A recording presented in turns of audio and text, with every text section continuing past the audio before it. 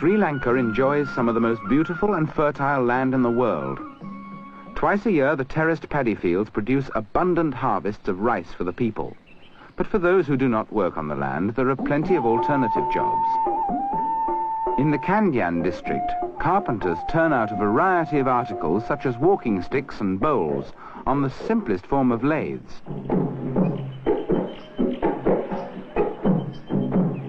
These products are painted with lac, the resinous secretions of the lac insect.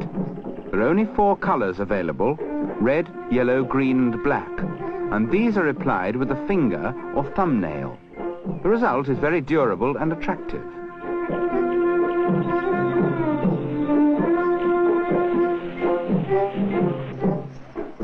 Some families earn a living by marketing cinnamon.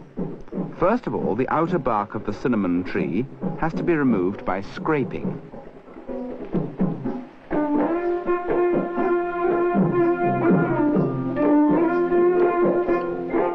When the bark has been scraped clean, incisions are made along the length of the branch into a second layer of bark. It is this inner layer which produces the cinnamon we use in our kitchens.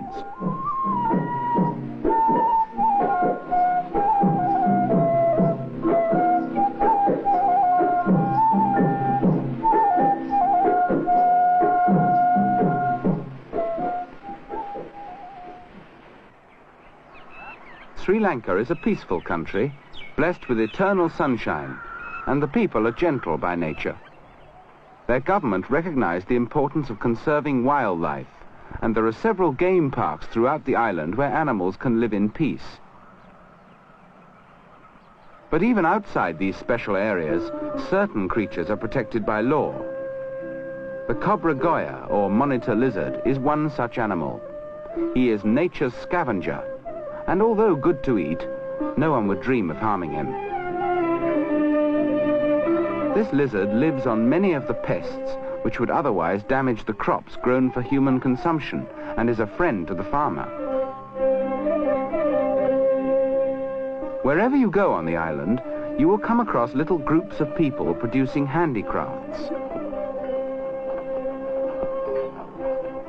Local reeds or marsh grasses are often woven together to produce hard-wearing mats.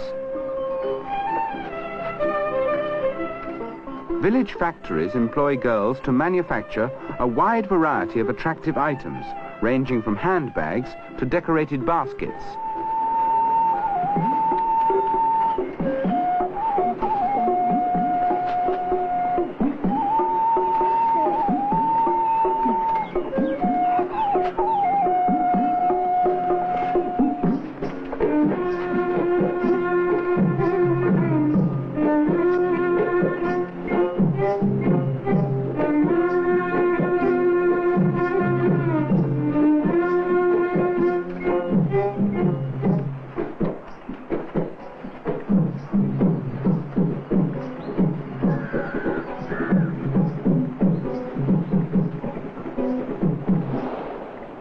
In the monsoon, Sri Lanka's beaches are often shrouded in mist. But in the Gaul area, despite the weather, you will find men engaged in an unusual occupation. They are pole fishermen, who squat on these flimsy perches for hours at a time with a simple rod and line, protected from the savage breakers by a friendly coral reef. By many fishermen's standards, their catch is not very impressive, but these tiny sardine-like fish make a valuable contribution to the protein needs of the people. During the monsoon days, the catch may be small, but these fish are available along the Gaul coast throughout the year, and at other seasons are very plentiful. Gaul is a place noted for its lace making, an art which has survived since the Portuguese occupation.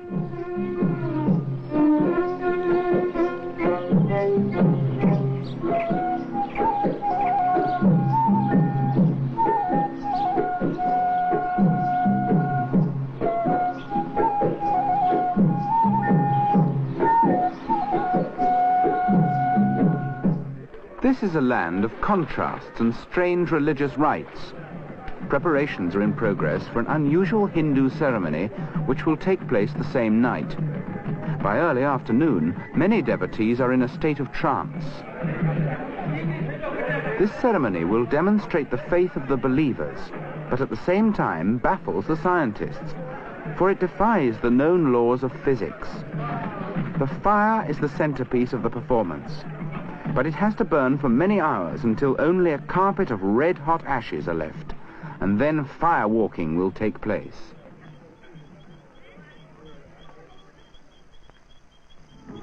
The Buddhists also have unusual ceremonies, and in Kandy, the ancient capital of Ceylon, an annual pageant called the Perahera takes place. This procession dates back to the 12th century and is perhaps one of the world's most dramatic religious festivals. It involves 5 temples, each providing groups of drummers and torchbearers, and on the final nights includes up to 100 elephants. The Kandyan drummers are famous throughout the world, but on this occasion the drummers are not here to entertain. They are paying homage to Buddha.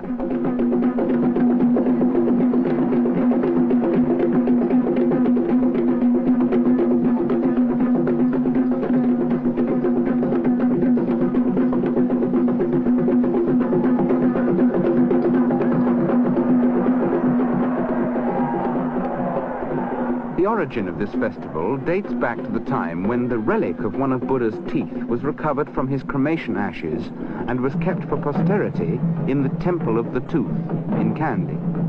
This relic was paraded through the streets during the Perahera, but today it is deemed so valuable it is never allowed to leave the temple.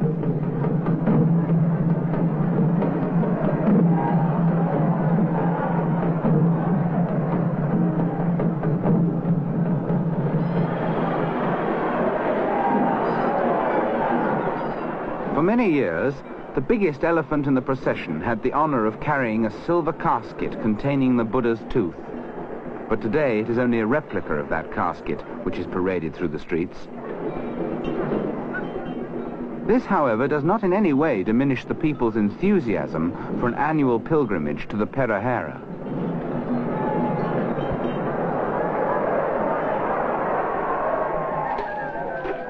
Night is also the time when the Hindu fire-walking ceremony begins, but the fire still has a few hours to burn before it is ready. In the meanwhile, the proceedings begin to take on a horrific aspect when, to show their faith, many devotees have unsterilized meat skewers and bodkins pushed through the flesh of their cheeks. No one knows why this apparent torture does not hurt these people, or why no blood flows from the wounds. It is possible that the long hours of waiting in a state of trance create a form of self-imposed hypnotic suggestion in which they will themselves to feel no pain. However, the devotees will tell you it's all done by religious faith. It's difficult to understand how anyone can enjoy having meat hooks inserted into the flesh of his back. And even more difficult for us to realize that he can dance and at the same time tow a young lad on the ends of the strings without severe pain. Some of the entranced devotees become quite violent, but there are always helpers nearby to see that they do not come to harm.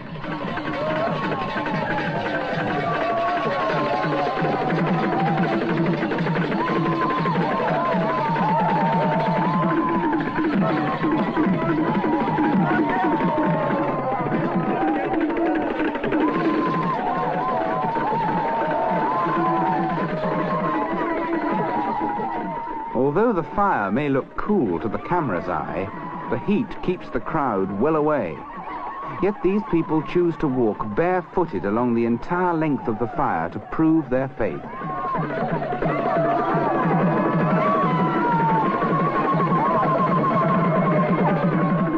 In times past, onlookers caught up in the excitement of the proceedings have tried to walk the fire, only to receive severe burns.